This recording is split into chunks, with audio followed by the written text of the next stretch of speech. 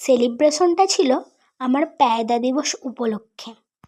যেই সেলিব্রেশনটা করার মাধ্যমে এটা জানা যায় যে হেসে খেলে আলতু ফালতু কাজ করে ল্যাদ খেয়ে ফোন ঘেঁটে আমি আমার জীবনের আরও একটা গুরুত্বপূর্ণ অধ্যায় শেষ করে দিয়েছি।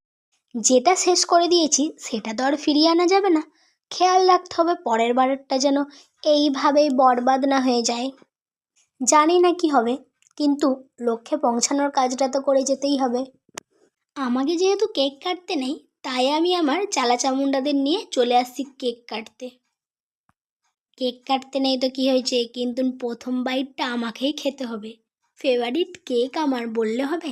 আর এই গর্ধবগুলো আমার কেকটার ওপরে সাবান জল দিয়ে যে ফেনাটা হয় সেটা দিয়ে পুরো ভর্তি করে দিয়েছে। পুরো কেকের স্বাদটাই নষ্ট হয়ে গেল। তাতে কোনো সমস্যা নেই, কারণ আমার মুখে এই হাসিটা ফোটানোর জন্য তারাই সব এই ব্যবস্থাগুলো করেছিল।